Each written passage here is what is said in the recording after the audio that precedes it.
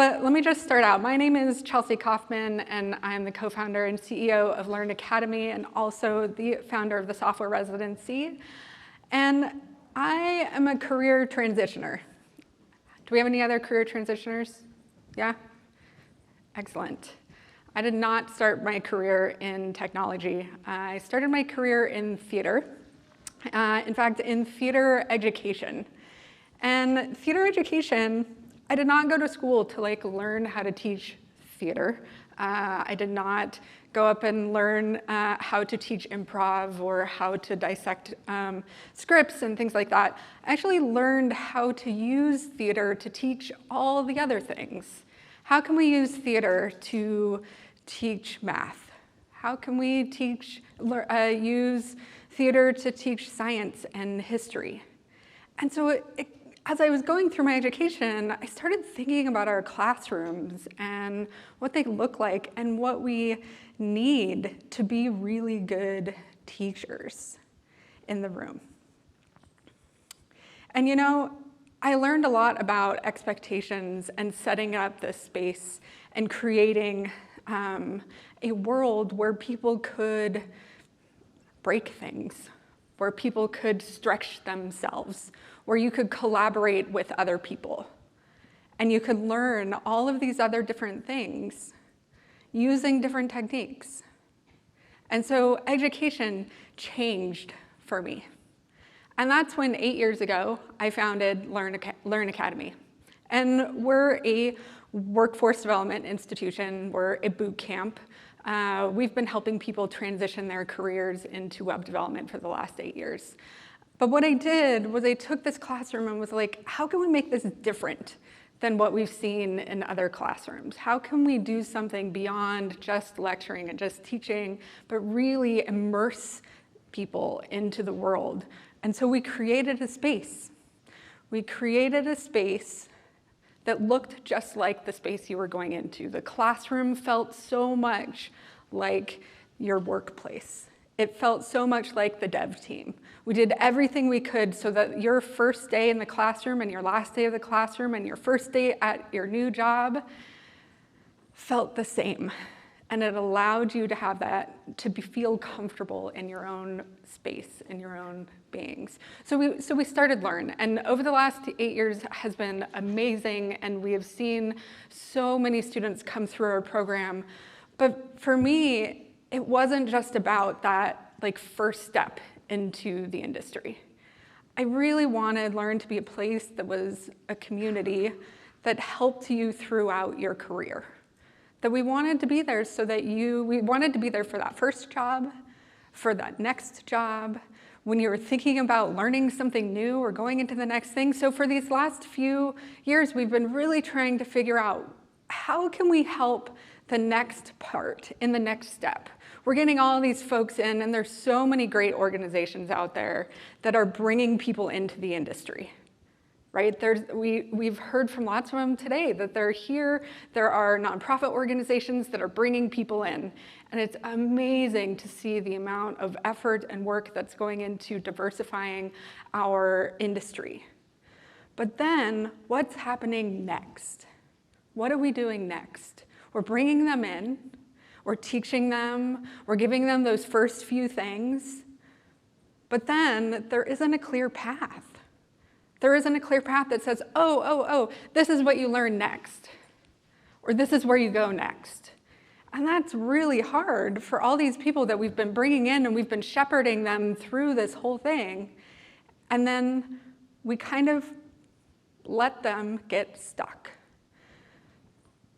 So we have our folks that are stuck in the middle.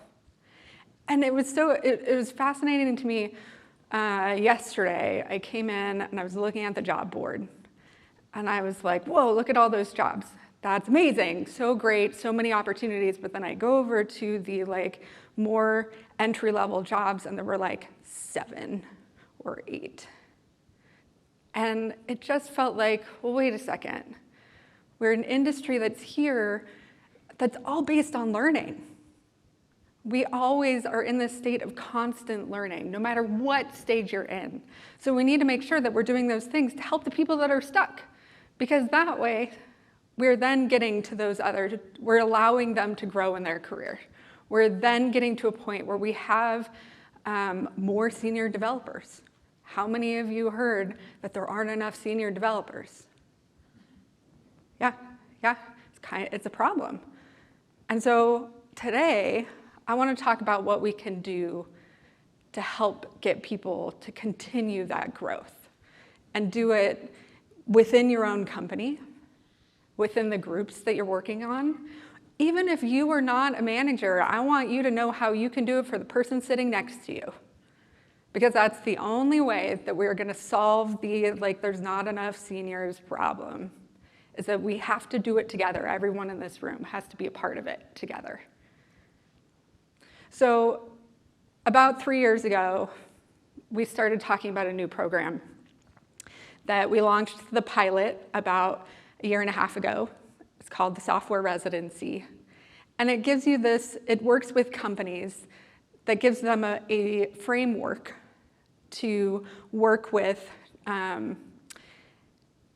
middle stage developers. I'm having a hard time finding the right words for this, which I think is a common problem because does anyone know what is just developer?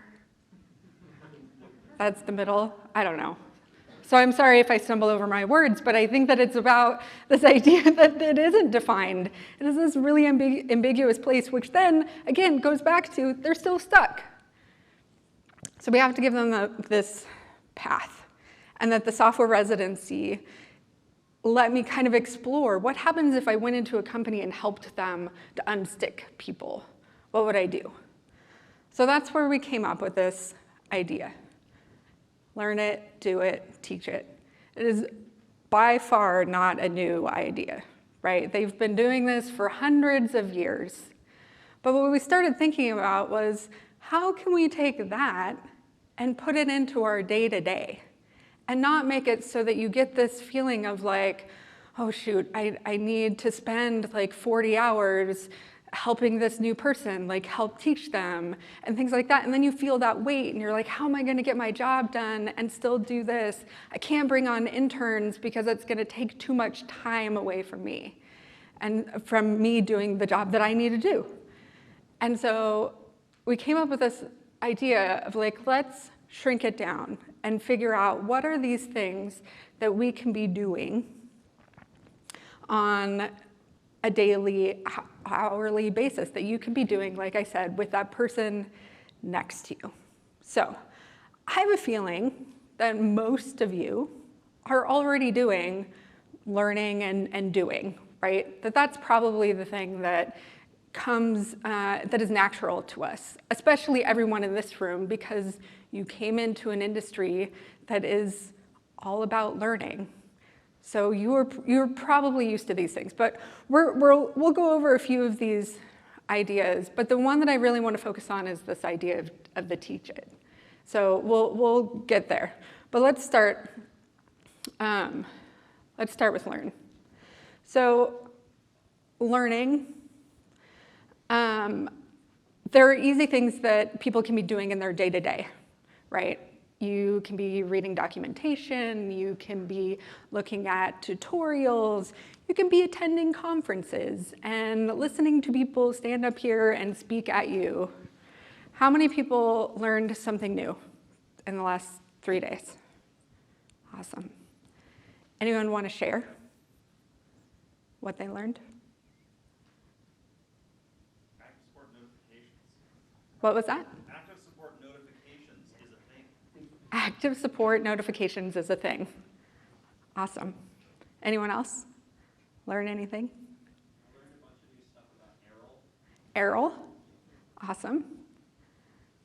I learned more about Postgres Explain Helper. Perfect. Postgres? How to go from a rescuer to a coach? Yes. Yeah. That was amazing. Oh, sorry. Great. So we're at this conference. We're doing the thing. We're learning. I'm hopeful that we have a handful of, or even more, of early career folks here that are doing that. They're learning. Great. So there's easy ways we can bring learning into our day-to-day, right? Especially early career, you can, as a coach, you can easily point them in the right direction for that part of it.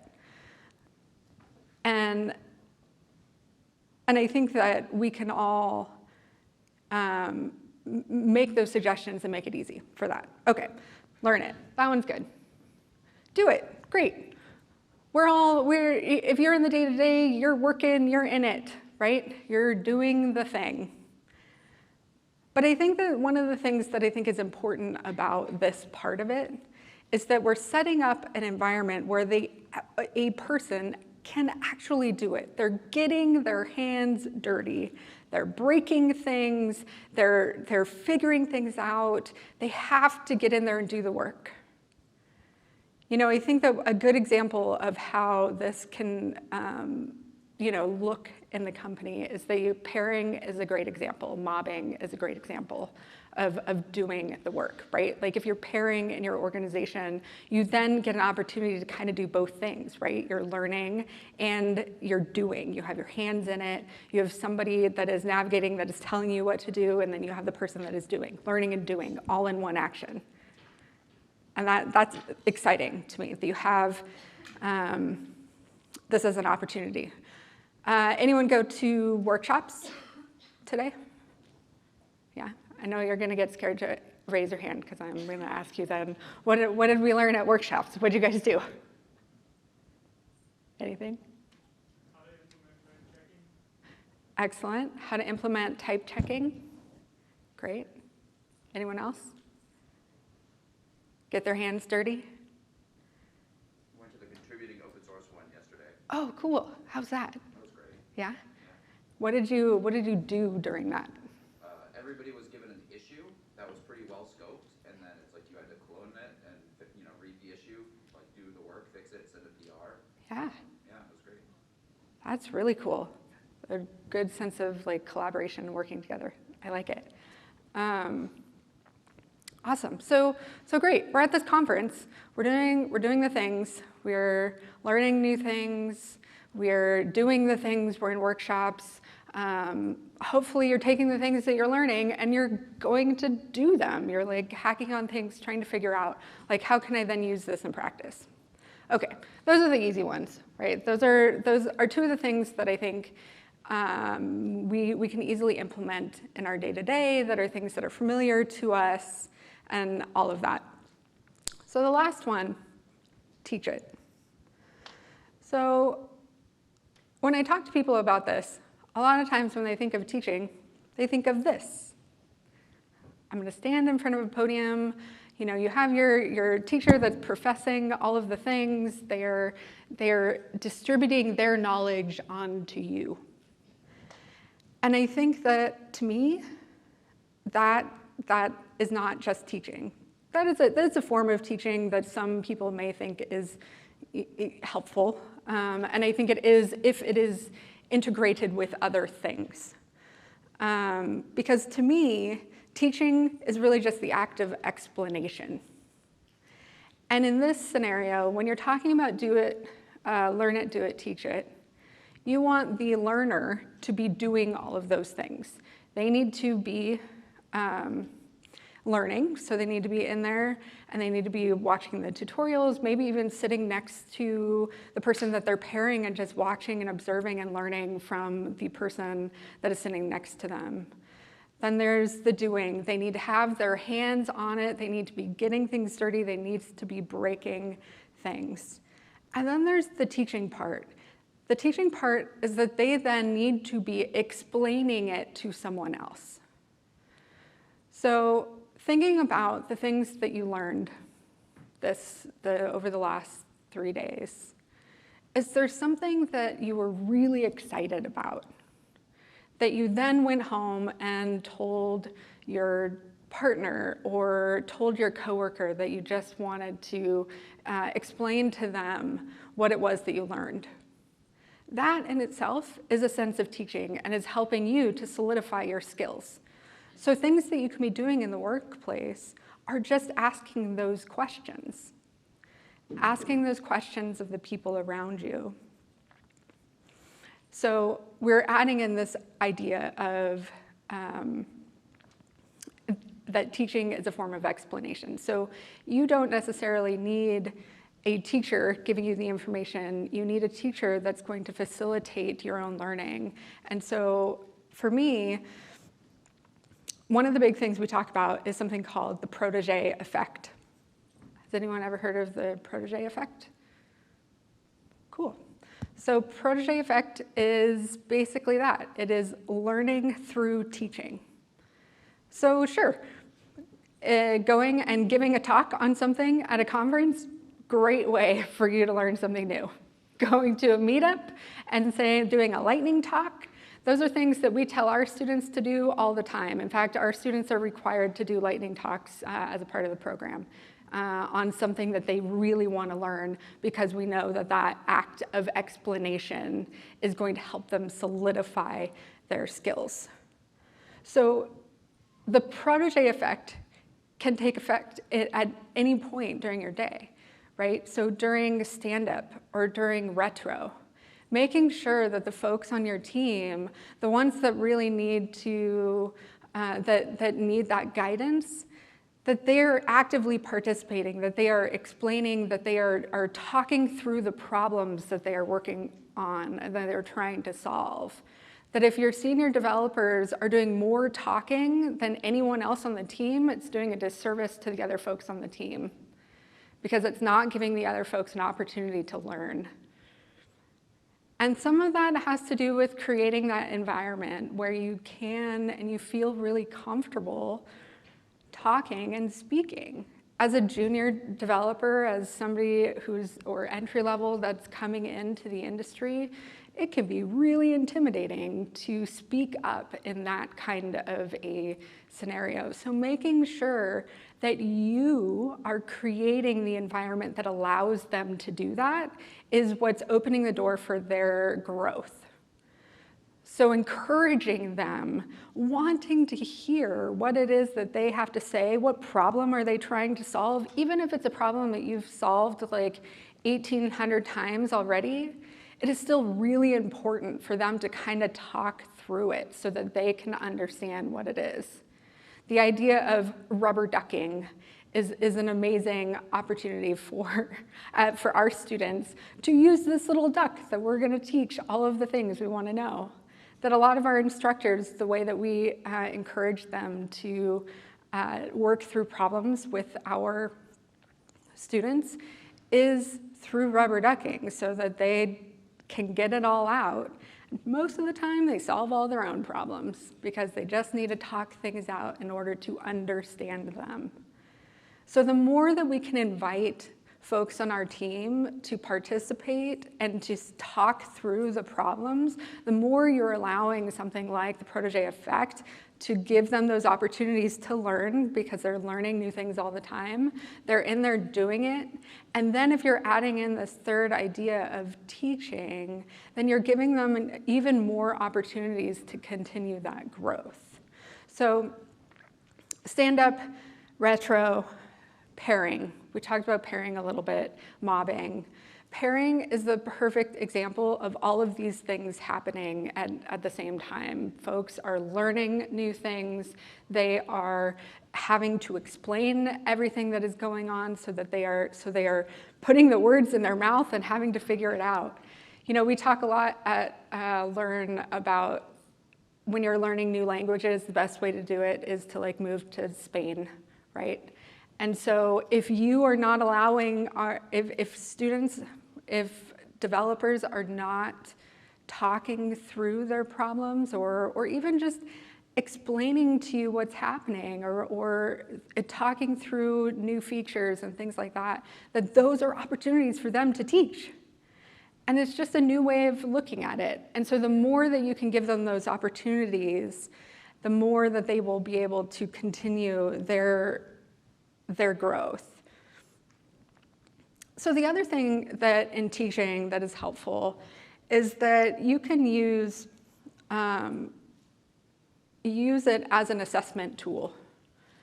And so one of the things that I think is important is that people want to know how they're doing. In school, we want to know if we're getting an A, if we're getting a B, or whatever it is. You like need that reassurance to know that you're moving in the right direction. And so it's important for us to give those things to our teammates also, because that's what's going to help them go, oh, okay, I'm on the right track. Even though I feel like I am totally lost and I don't know what I'm doing, I know that I'm moving in the right direction. And that is really important. And so you can use teaching or assessments as a way to assess, because that's going to be the best way for you to know where the holes are if you ask them to explain it. Just taking a test or writing something out or things like that doesn't actually doesn't assess for the right things. It assesses for how well they can take a test. My husband and I have this conversation all the time because he is a brilliant test taker and I am a terrible test taker, but I feel like I'm a pretty smart person.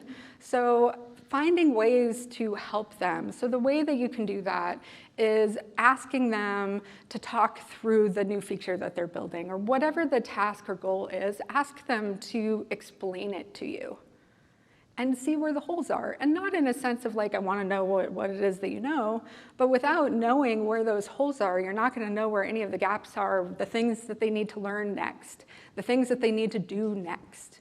So we have to be assessing folks as they're growing so that you can help fill in those gaps and point them in the right direction so that they can continue going the way that we want them to. And then the last part in teaching that I want to talk about is mentorship. Mentorship is a huge buzzword. Have you gone to a talk today that did not mention it? Because it is everywhere. And what I want to talk about has to do with letting our mid-level, our early careers be the mentors. Because they are going to learn so much from that experience. And they also know what the person next to them is going through, because they remember what it was like to not know anything. And I think that oftentimes people seek out mentors that are, I don't know, 10 years their senior or whatever it is. They've been in the field for a really long time. But I think the thing that's really important is finding somebody that is just maybe a step ahead of you. Maybe it's only 6 months ahead of you. But you then being the mentor, doing the teaching, you then get that opportunity. So allowing our folks that are more early career to be the mentors instead of being the menteed, and maybe both would be great, but them getting the opportunity to do that. So bringing on, so at Learn, we have a 3-month classroom experience and a 1-month internship. So we work with companies, we build internship programs. And one of the things that we tell the companies is that, one, you want to make sure that you're taking more than one intern. You want at least 2, because then they have each other and they're learning off of each other, they're doing these things. Sweet spot is usually around 4, but because then you get your pod going and they get their mobs and they can do all this stuff. But the thing that we talk to them about is like, we don't need to take your senior developer to like mentor them. We want folks that are really just a step above. My favorite is when we get alumni that come back and are like, I can be the mentor now, I can be the mentor. And so they bring interns, and it's the circular thing. But when you look at mentorship, I don't want to look at it just as like the senior person and the entry-level person. That it's important to look at it in other ways so that we're really looking at both sides of it. And so they get that opportunity to keep teaching. At the software residency, we partner all of our residents with a mentor. They get that opportunity and they spend their time working through their day-to-day. And then they get to spend time with alumni or in our classroom doing teaching and mentoring. And with that combination of both having that mentorship and also then being the mentor, they're able to solidify their skills even more than that. And so just to kind of go over, here are the things that I hope that you take away from this, is that when we teach, we will learn.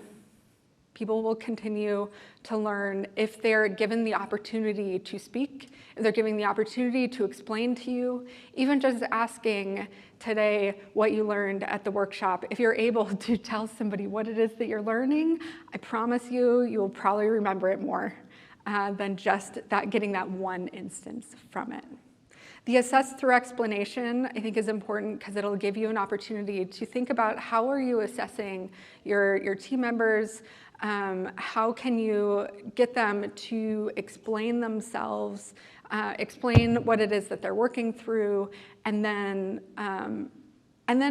find where the holes are, because then you get to really see where the growth can go.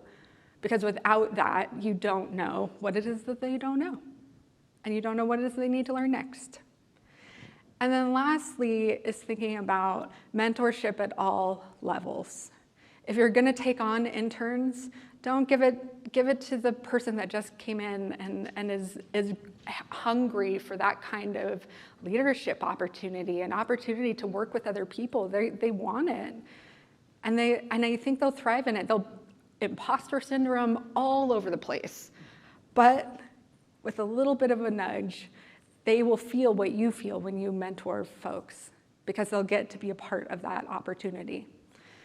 So I just want to close this out with a photo of my favorite teacher that has helped me grow and has helped me learn all of these different things by pushing me in all sorts of different directions. Woo, now I'm gonna cry. This is my 5-year-old daughter. And she has made me a better person. And so I'm thankful for that. And I hope that we can take the same care with our new entry-level folks coming in, with our mid-level folks, and try and help them, shepherd them into new ways by giving them these opportunities to teach and to learn and to get their hands dirty. Because those are the things they're gonna need in order to just keep going and keep moving. Because this industry is built on learning. We are all here. There's not a single person that knows everything there is to know about web development. Never. Because it's constantly changing.